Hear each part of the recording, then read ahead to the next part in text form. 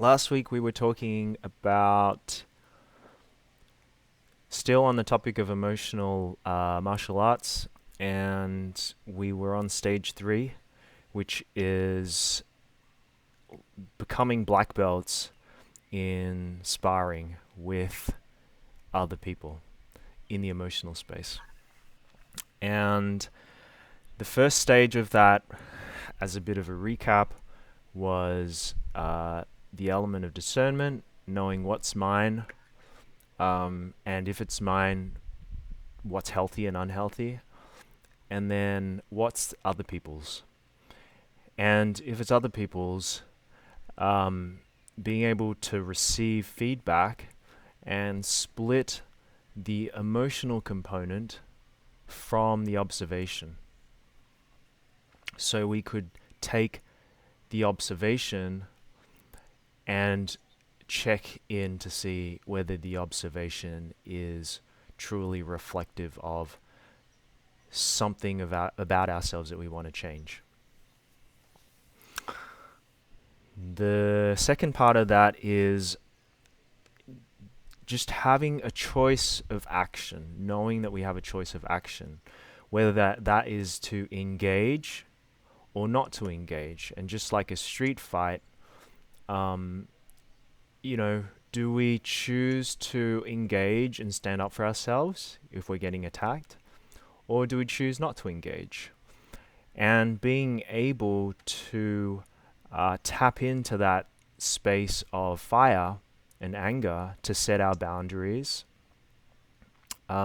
Sometimes we have to recognize that there is a futility in doing it, right? There are some people who we could set our boundaries as much as we like. It's just going to keep coming back as being disrespected. So what happens there? It's probably pointless trying to work it, right? So but knowing that we have a choice, that we can choose to engage, is a really important thing. Sometimes when we choose to engage, it might unlock a lot of that pressure cooker that's been building up. So potentially the amount of anger we're going to be delivering to that person is unjustified for that moment. And so we may want to choose also to engage with, let's say, a pillow, or engage with a boxing bag, or engage with a different type of anger release, or whatever emotional release it is, rather than engaging directly with the person. And it might just be that what happens is, once we choose to engage separately than that moment, we might be able to return and talk to that moment with that person who we had the conflict, and it might come out a lot more flowily without as much angst. In the third stage of that is like understanding that you are doing a dance that has a space. It's like a transformational dance.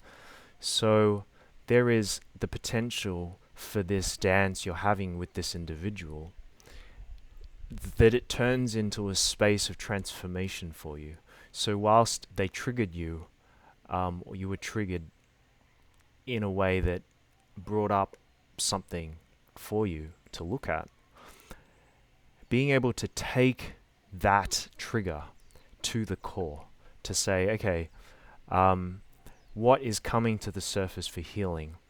It's not just this moment, which is probably a pattern that's been recurring, but what is it from my childhood that has come to the surface now that is looking to be healed? Acknowledging that transformational dance becomes a very powerful transformational tool. Okay, so that's all stage 3. And I think that sometimes a question that we don't ask ourselves enough is, if I'm in a relationship and I'm having to use these tools all the time, is this a space, like let's say it's my lover or my partner, is this really the relationship I want to be in? Or why are we always in war and in conflict in this relationship? Where's the safety? Where's the sanctuary? And my notion is that, like, yeah, every relationship has to have um, some sense of unsafetyness, like 10 to 20%, because it's those spaces that provide us with the opportunity for transformation. But if it's like 90% unsafe when we're fighting 90% of the time, and there's emotional projections, emotional bombs coming towards us every 9 out of 10 text messages or phone calls, then we have to start questioning, is this really healthy for me? What do I like? Why do I have to be engaged in a fight all the time, right? Okay, so that's stage 3. Now we're moving in. Any questions on stage 3? Okay, stage 4 is about strategy. Stage 4 of emotional martial arts is all about understanding of strategy, which is in martial arts about now learning combinations of moves, learning different styles. So this person's fighting in jiu-jitsu and I understand that style, or they've learned this and they've learned Muay Thai and they've learned this style in karate, and I can see how they're flowing in their body, the different types of combinations. And so from a um, from an emotional and a psychological perspective, this is beginning to really get into very advanced stuff, which is beyond black belt. This is like understanding the constructs of our psychological archetypes, right? And some of you might ask, like, why do we have to, like, why do we have to know about this advanced level of strategy when it comes just to like day-to-day interactions? You kind of don't, but for me, it's like I'm gonna bring it back to like this childhood story of mine. And at the age of 8, I think, 8 or 9, my dad gave me this book. It was called The Art of War. And they were a collection of writings by Sun Tzu. And when I read the book, and after I finished reading the book, I said to my dad, and he's like, okay, what did you get from this book? I said, it's about peace. This book is about peace. And he's like, what do you mean this book's about peace? The title is called The Art of War. And I said, I couldn't explain it at the time, right? I was 8 or 9. But I said, this book is all about peace. And I wasn't able to explain anything, but I can explain it now. When we understand all of the different strategies of all different types of conflict that can potentially be played out, it makes the game boring. And we stop playing the game because we're bored. So, like, imagine a game of noughts and crosses, and it's, the three by three circles versus crosses. It's a very simple game, right? And once you know that strategy, it's very easy to know the strategy. It becomes really boring. You play a couple of games and you're like, okay, if I start first or if you start first, it's like, if I put my thing in the circle, it just becomes really boring. You play a couple and you're like, okay, I'm over this. Let's finish. Now the thing about conflict, and in particular, let's just think about war throughout time. All of the different strategies that have been played out. If you know all of them, it becomes boring. And if you think about like the thousands and thousands of years that this has been done, um, people are over it. Like, just over it. If you know all the strategies and you know what the other person, the hand that the other person is going to play out, and the hand that you're able to play out, it really speeds up the whole process because nothing's really hidden anymore. Nothing's able to be hidden. It brought all of this into the surface.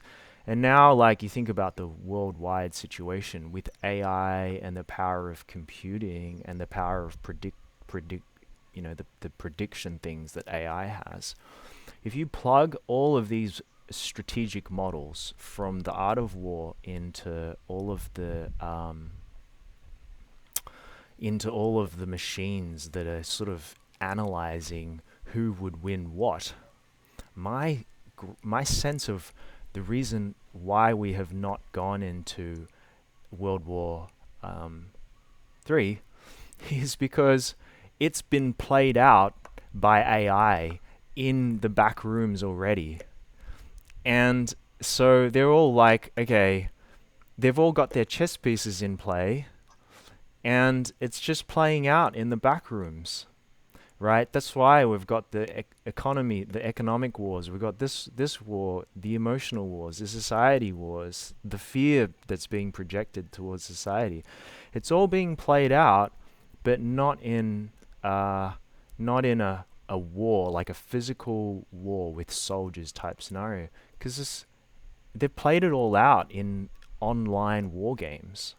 And so all these strategies have been played out. So when we start to just think about that from an emotional perspective, once we understand these archetypes, we're just so unlikely to even want to engage. We're just like, this is really boring. But we have to get to that stage first, because we have to be able to start to see, like, through the depths of it.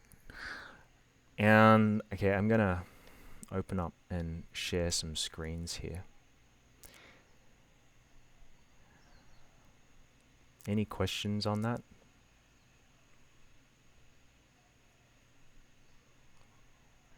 Okay. Can you all see this?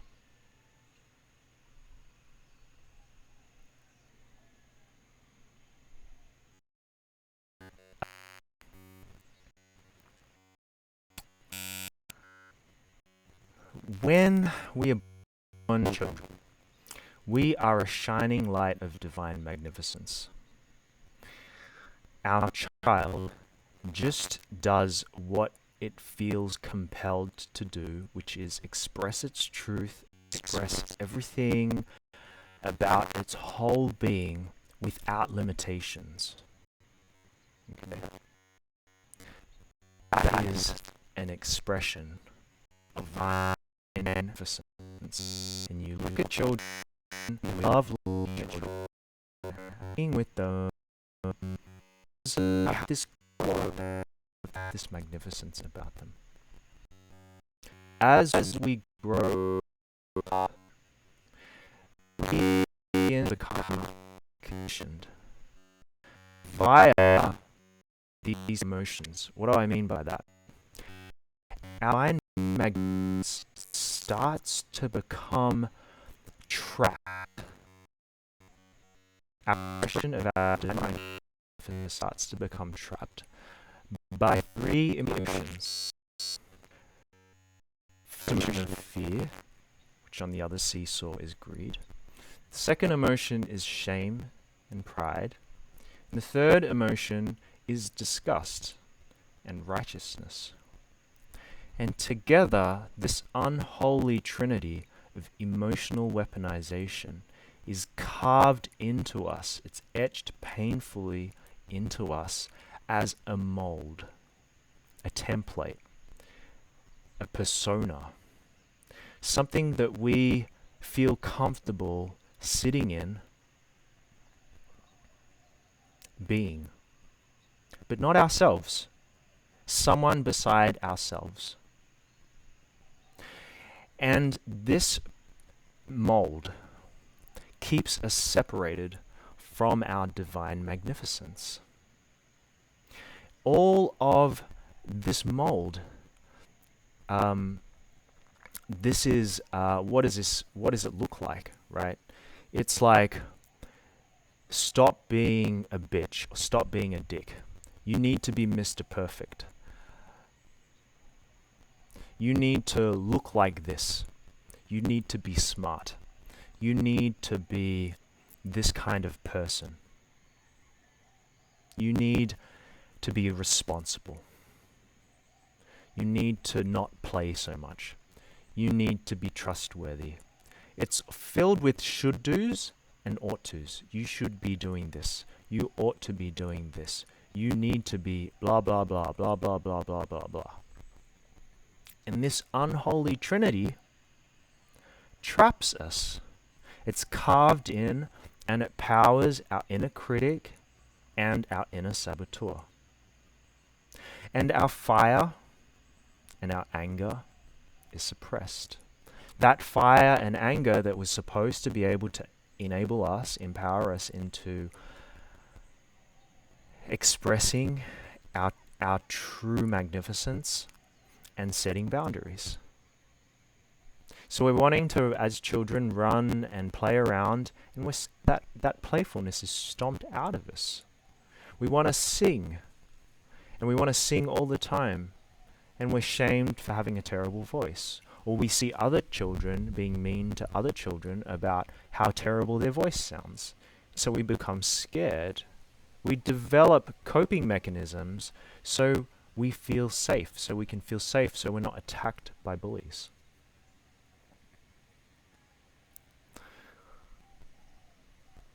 Now, this is the foundation to all psychological archetypes. And this is a corruption of our cultural fabric. Yet nobody talks about this. None of the ancient tribes talk about this. We do talk about the matrix, but no one has sort of deconstructed it or decoded it in a way that we can do something with this. A lot of people have taken LSD, plant medicines, mushrooms, and they can sort of see, oh my, wow, I'm in some sort of made-up dreamland. But there is truly something we can do with this to be able to unlock this mold, blast it away. I'm going to go into that. Okay. So the first stage about this is reclaiming our own sovereignty through fire, through anger. And this reclamation claims back our sensual and sexual energy. It claims back our spark and our passion, our jing, our mojo, and it claims it back with empathy to let it flow and let it be released. And in this process, this is the key to truly becoming not the leader of the mold. We break of the mold. It burns away. And just like burning away the mold is like the phoenix who turns into burning and turns into ash, we rise up out of that. So let's look at and so what then happens is we can become magnificent again. I am my own leader. We're not trapped by disgust. We're not trapped by shame. We're not trapped by fear. We are able to be angry and fiery at any point in time through conscious choice. Then we truly express this divine magnificence. And this is the return to the inner child.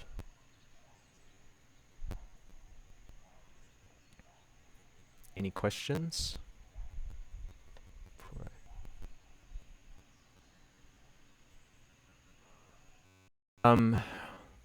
This is a really packed out slide. I wonder if I can zoom in. No. Okay. Let's look at the left part of this slide here. Now, we've been talking a lot about having empathy and being able to combine heart with our emotions.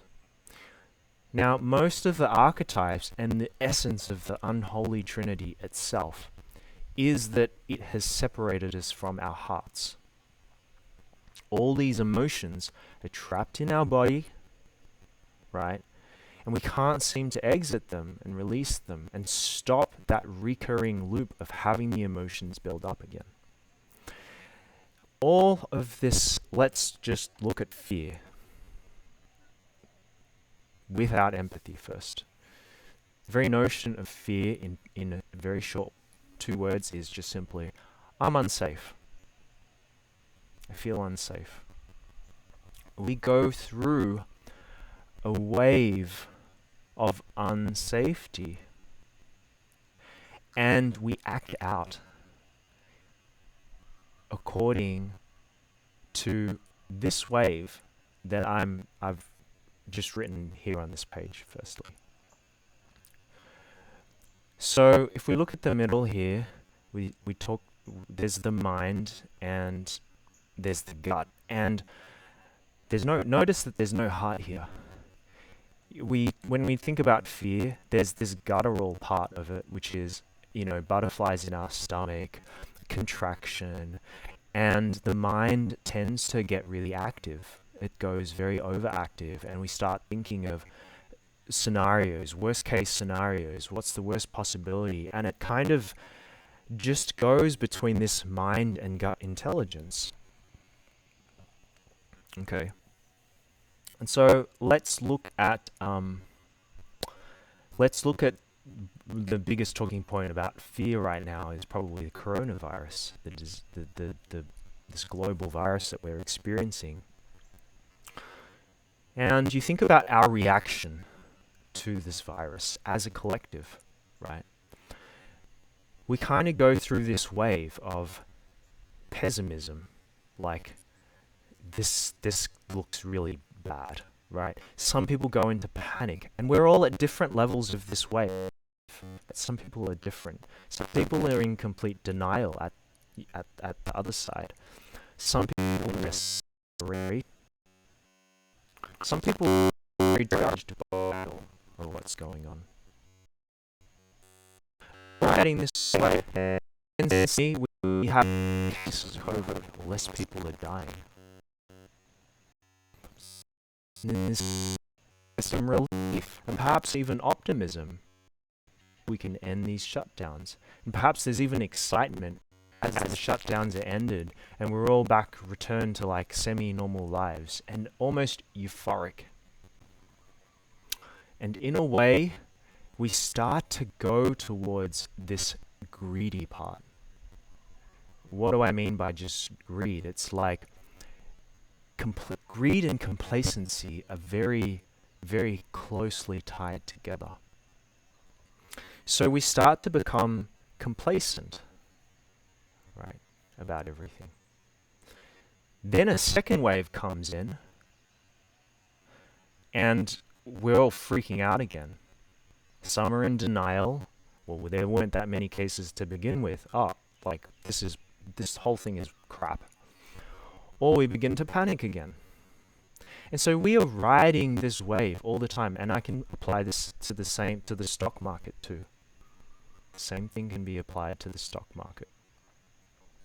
The ups and downs of the market. You can apply that to cryptocurrency. And there is often that comes with greed, like a fear of missing out. I don't want to miss out on the upturn of these markets. I want to get in on the action. And so there are 2 points on this recovery at the bottom of fear. There's this sign of recovery. And at the top of greed, just after the top, we're called out. So like in the case of the virus, suddenly there's a second wave and all these people are starting to get diagnosed with it and dying from it. So it's like it's called out. The complacency is called out.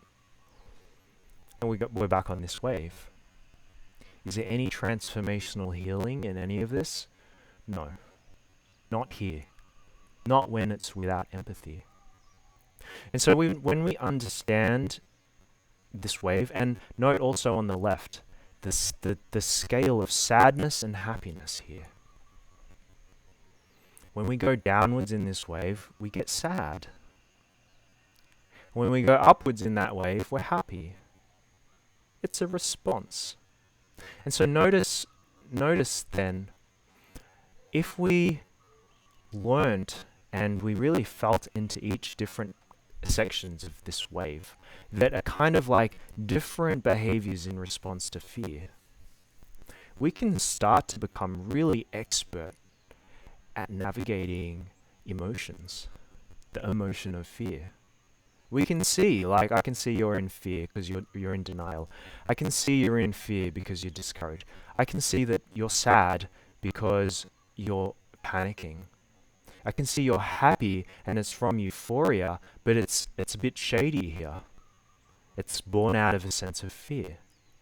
So we can start to tell where our actions are born from.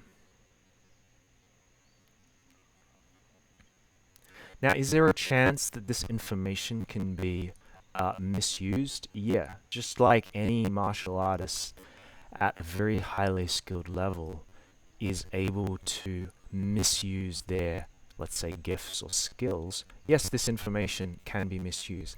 And here's the thing, it has been used. It's been used against the collective already.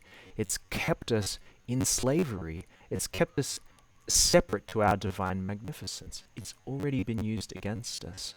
So we have to, if we truly want to find our divine magnificence again, we have to understand this, to identify the different actions that arise in the face of fear for ourselves.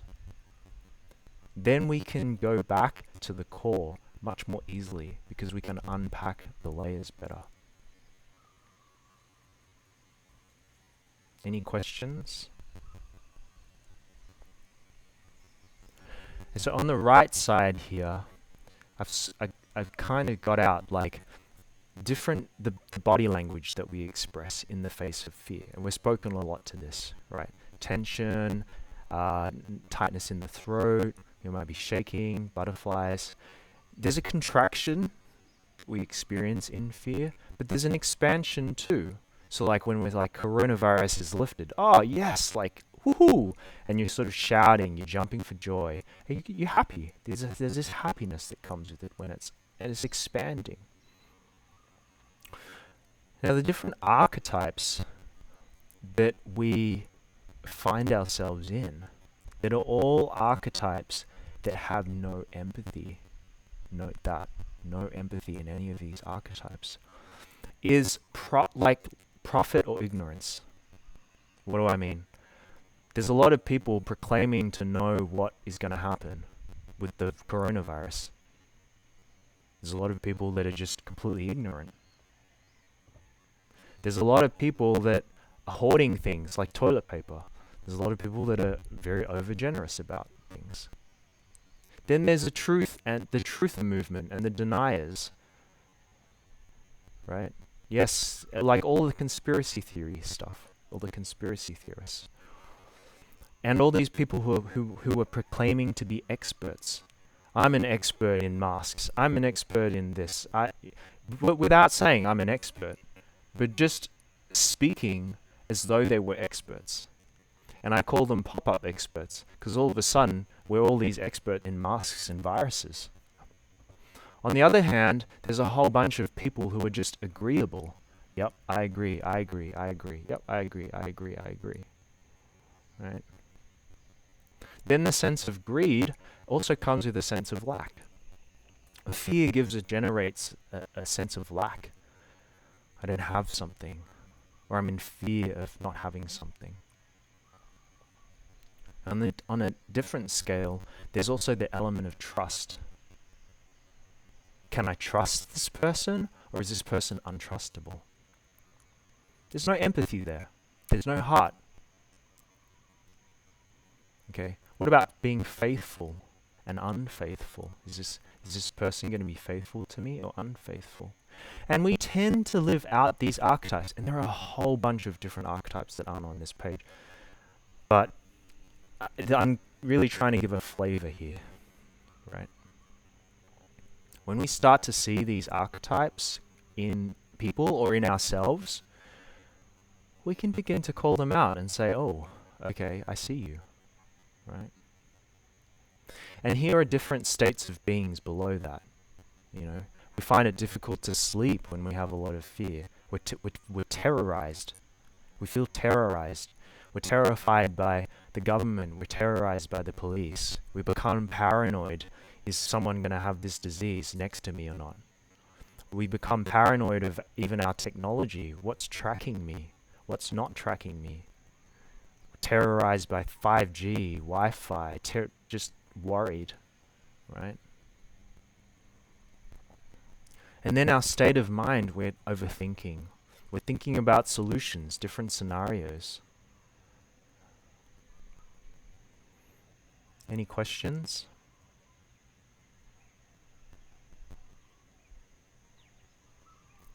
Okay. What does fear with empathy look like? It's still, I'm unsafe. I'm feeling unsafe. But there's a difference here. And the difference is, I'm taking action to become safe. Action is the key, right? And we start off as, what we recognize here is that fear is trying to tell me something. There's information and there's an intelligence that's sitting within fear. Okay, and like let's look at the still COVID. We're saying, okay, this has come up. I'm unprepared, right? Perhaps I don't have enough supplies. Perhaps I need this. This is something I can't live without, right? Perhaps I need to go get some masks. We just allow that. It's still making us sad. We're like, oh, wow, okay, we're going into shutdown, right? But being the and being intimate with it, and we truly become intimate with it, and ourselves space of surrender. When we truly surrender to it all, we release. We begin to release the fear. It's at that point that we can become really well equipped to discern what the fear is telling us. And then we become able to start welcoming intimacy with that fear. What happens when we become intimate with that fear and we welcome it? We know what action to take. It's no longer confusion. We have clarity because I know I need to do this. We become understanding of others who are in this same space. And we begin to be able to share our experiences with others. And so then we begin to embrace everything. And the stage to this is the love returns to us. And then we begin to be able to find forgiveness and gratitude. And then we're prepared. And there's no more fear there. So we didn't disavow fear. We didn't block it out. We didn't go numb to it. We rode the wave still, but we rode it with heart. And now notice how different this is compared to the previous scenario. There's action. You're doing something. You're recognizing that there was some unpreparedness. And now you're prepared for something. All of the body language is very similar, right? You just might not get like skin itchy and some physical symptoms that happen when you have a lot of trapped fear. The archetype becomes neutral. You're not trying to fight and not in competition with others or with the disease. You're not trying to create hierarchy with other people or with this. I'm better than this disease. There's no superiority here. We're all equals, and it's coherentness. The state of being remains magnificence. It stays there. You are still able to stay warm and open and tender to what you're receiving as an experience. And even though you might be sad, you're still able to operate with a space of bliss, a perspective of bliss, which is magnificence. And your state of mind is discerning. It's able to tap into the fear and say, what's my fear telling me? What is the action I need to take? Any questions?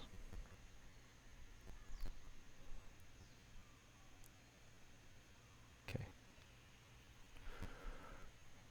The next one is shame without empathy.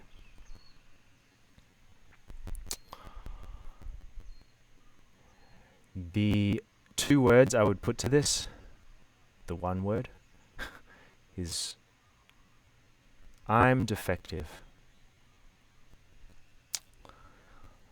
I have a problem. I am a problem.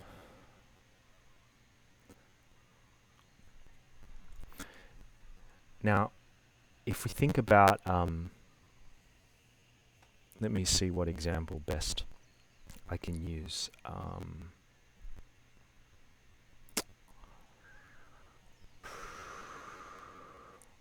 Do you guys have any examples you want to talk to?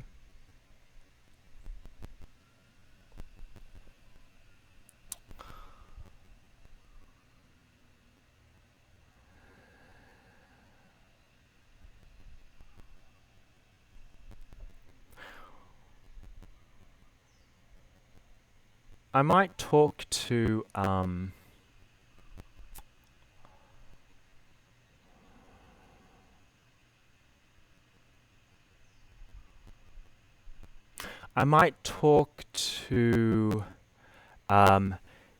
shame that's been projected at us by our lovers. Okay? It's our sexual partners.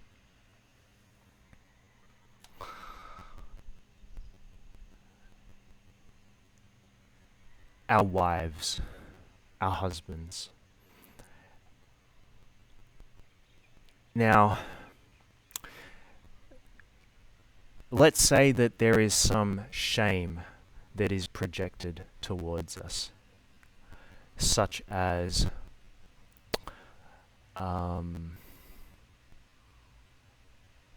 you're no good in blah blah blah blah blah. How could you do this? Da da da da da. You should be da da da da da. You're irresponsible. I think we all have a sense of what projected shame feels like by now, right? It makes us feel a bit embarrassed. We're potentially a bit mortified, and we feel a little exposed. And we feel broken, right? And thus is the depth of shame, is I'm broken, I'm defective. Okay. So what happens then is we tend to be very secretive about what it was that we were shamed for. Okay. And this secretiveness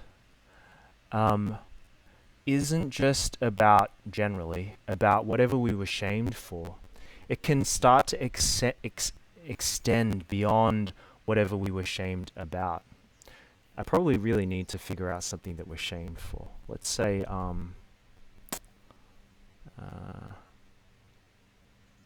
let's say our partners shame us for being obese, being overweight, right? And so like the secretiveness in that might be that every time, like what happens when we're getting shamed is our partners might be, say, every time we're eating something out of the fridge that has, that looks unhealthy, that might be chips, it might be some cake, it might be cream or whatever it might be.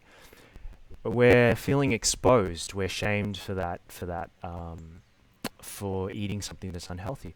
So the secretive aspect to that will be, I will enjoy and become excited by eating it secretly, right? I'm gonna do this on the sly. I'm gonna still eat chips, but only while you're not seeing me eat the chips. It can extend beyond that, in that it can begin to look like I'm gonna eat chips with other people who really enjoy eating chips with me, and it can feel like I'm cheating on my partner. It can feel that way. And it can turn into more. It can turn into actual sexual cheating. Because what happens is we feel this sense of redemption when we're able to express that part of ourselves that wants to eat the cake, that wants to eat unhealthily. It feels relieved. And then we actually even want to flaunt it. Right? And then we look for praise. We look for it's exciting to us. And we reach a sense of judgment. And we might even become proud of our obesity. We might become proud of how overweight we are, and we say, I'm perfect. I'm not broken, I'm perfect. Right? Then we potentially, the call out could be, I'm starting to get health problems from my obesity. So I've gone to get blood work done, and my cholesterol levels are through the roof.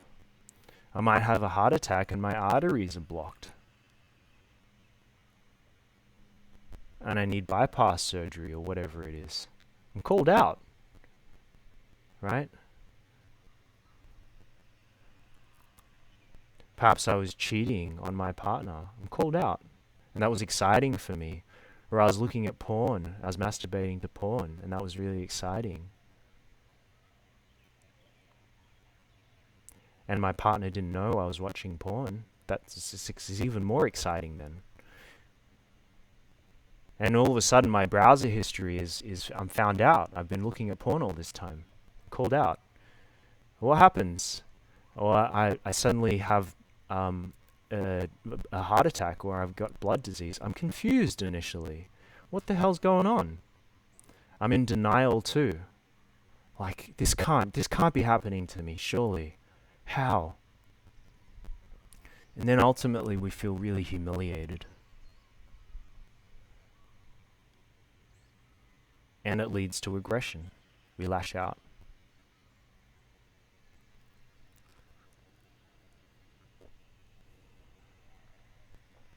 Questions?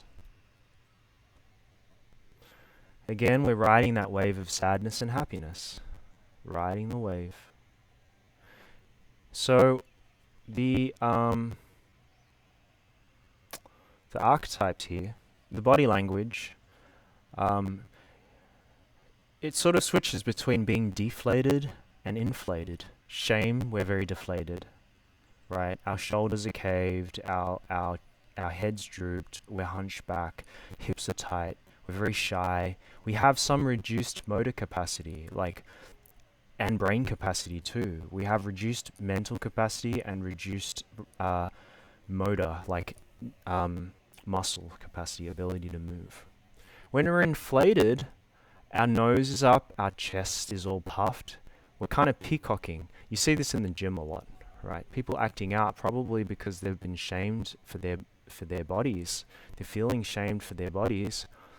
And, they go through, let's say, just use the gym as an example. They're very broken and feeling exposed, and they go to the gym. They want some kind of redemption. And after they've, reached their goals or coming closer to their goals, it comes to a sense of pride. They're really proud about it. There's almost an arrogance. So you see all these people in the gym peacocking, when they've got, whatever shape it is that they're proud of. It's still born of shame. Can it not be born of shame? Of course.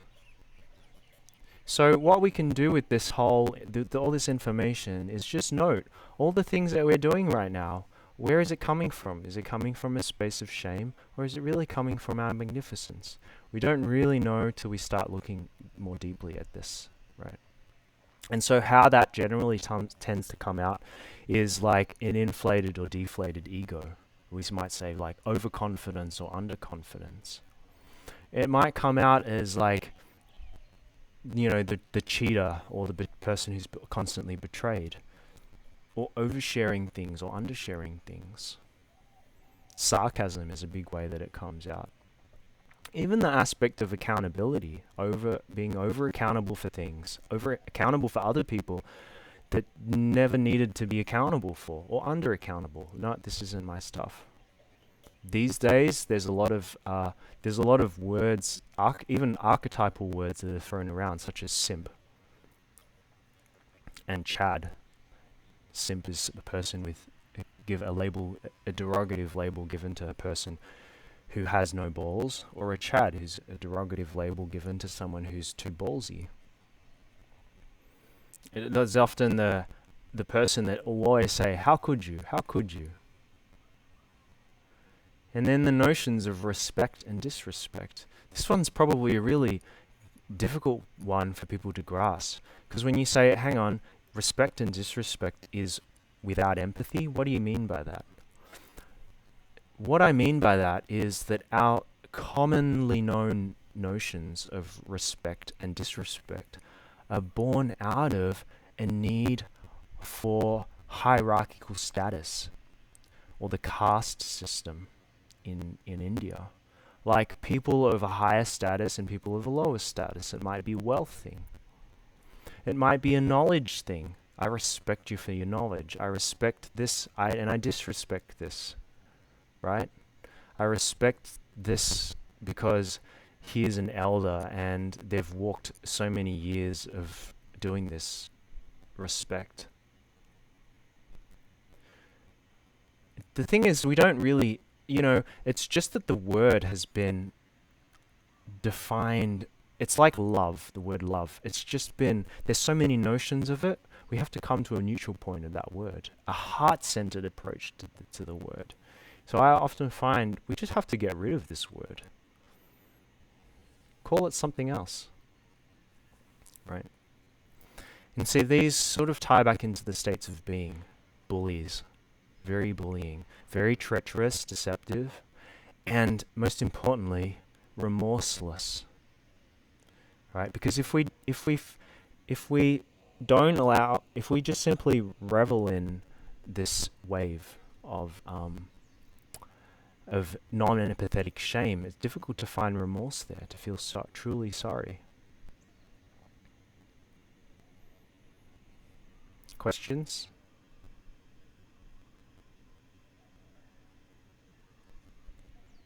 Okay.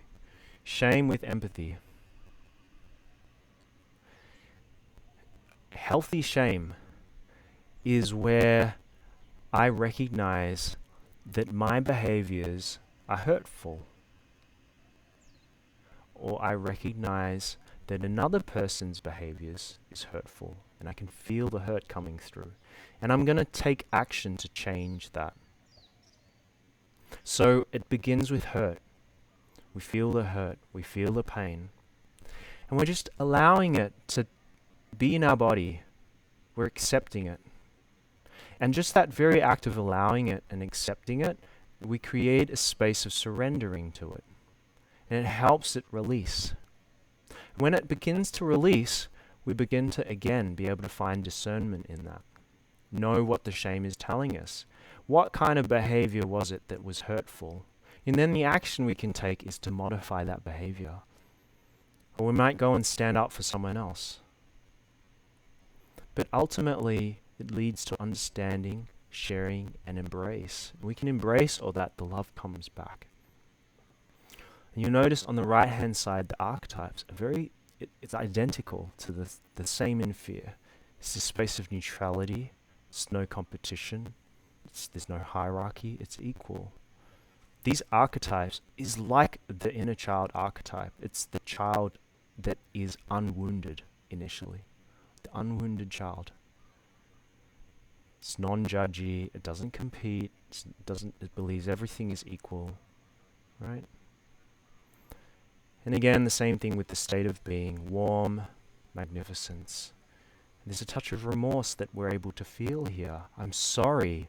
I can feel sorry that I hurt someone, or I can feel sorry that someone else hurt you. I feel it, and I'm deeply sorry. I'm not just saying the words. I didn't even need to say the words, because I can feel it. I'm resonating with your hurt. Okay? It ends up with the questions of saying, what's my shame telling me? And what's the action that I need to take here? Any questions? Disgust. Disgust is, I'm unwanted. Nobody wants me. At first, we feel disapproved.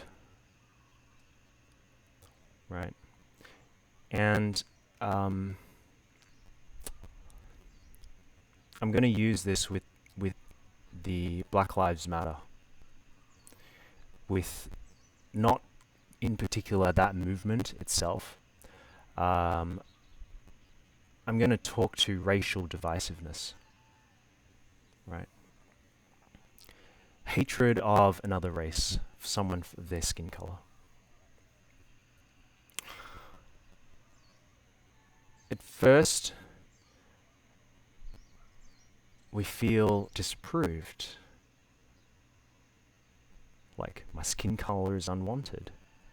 I can't do anything to change that. It's my being, right?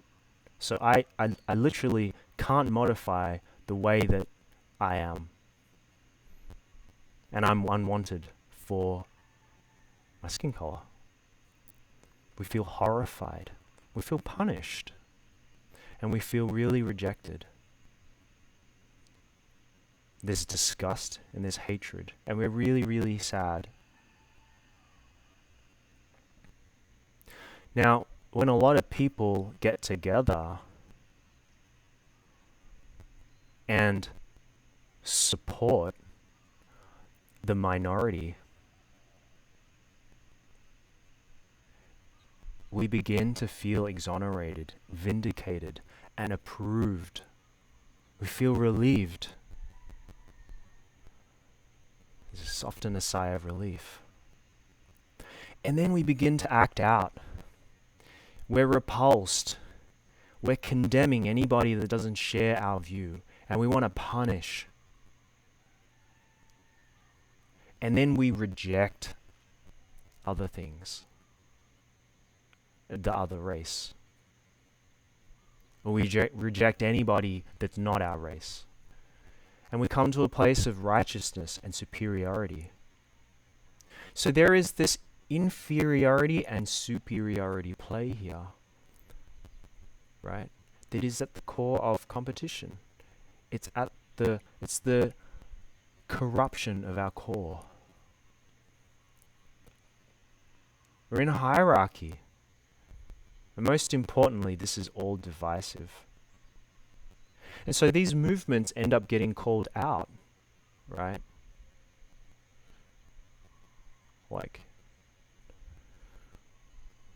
And at first we're shocked. Like, what do you mean? No, surely not. We're not being divisive. You are divisive. And we protest. It's not me, it's you. I'm the superior one here. You're inferior. My view is right. Your view is wrong. And we become aggressive about it. We riot. We throw things. We burn things. And we justify that. Right? Where's the love in all this? Nowhere. Nowhere.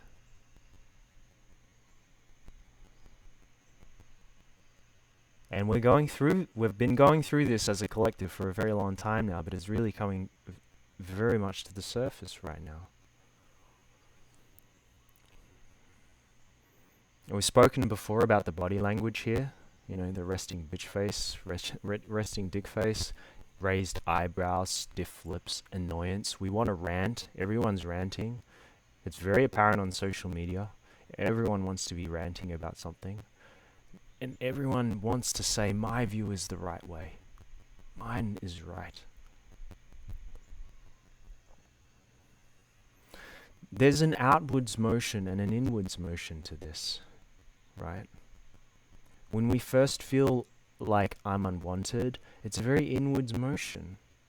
We're stiff, we feel attacked. It's like we've had a blow to our body. And we come out of that where we're like, there's an outwards motion to it. And the archetypes around here is all about moral high ground or immoral, activist or privileged, guilty, not guilty, worthy, unworthy, rotten or virtuous, the ranters, keyboard warriors, the one who seek justice or injustice, the white sheep versus the black sheep, and then the derogatory term that's given to people, the Karen. We saw it very typically in this teenager who was all for climate change, Greta. How dare you take away my childhood, blah, blah, blah, blah, blah. And it's not that the cause that these people like Greta is promoting is non-empathetic or non-compassionate. It's a compassionate cause. It's just the way that it's delivered is corrupted at the core. They don't even know it. They don't know it. If it was delivered neutrally, it stops becoming activist energy, like animal activism, vegans.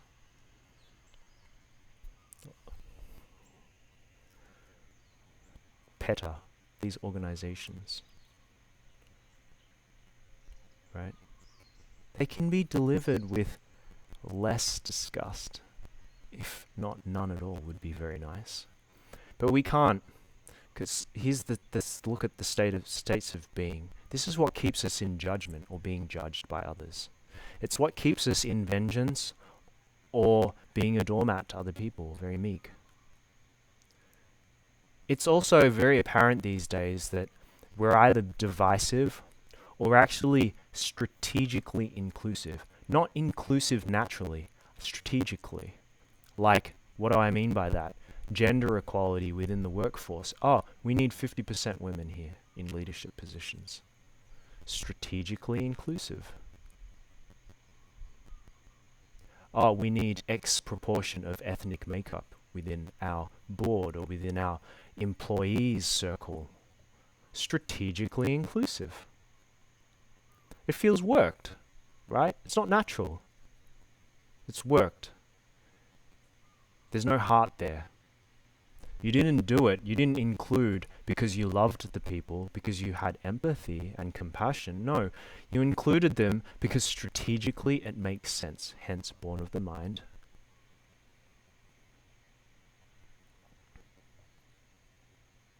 Then the battler, or the entitled, the person of privileged. I've had such a hard life, I'm a battler. Or I've been born into a place of privilege. And your state of mind is very narrow-minded. You don't want to listen to the other perspectives, and it's very incoherent. Any questions? We're kind of hitting 2. I'll do one last one, which is the last one, literally. Disgust and empathy. And again, it's all about the action. Here it is that I'm facing toxic behaviors. And I'm taking action to set boundaries, or I'm taking action to remove myself from the situation. Whatever it is, I'm taking action. And so we feel a sense of toxicity in our bodies, right? Whatever it is, whatever we're feeling is poisonous to us. Again, we ride this wave down into surrender, allowing, accepting, which creates a release. Then we're able to welcome that feeling into our body. And that feeling tells us something, to take action for something. And when we can finally embrace it, the love returns to us. So we're neither this race or pro this race or anti this race or anti this or whatever it may be. We're neutral. We're not in competition. We're all equals, truly.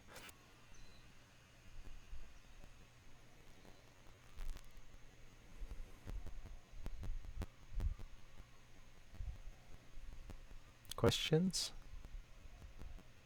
Yeah, I have a question about your last slide. I'm Yes. sorry, you just away. Oh, yeah. Yes. Do you remember which part of it was? It's about the body language, Yes.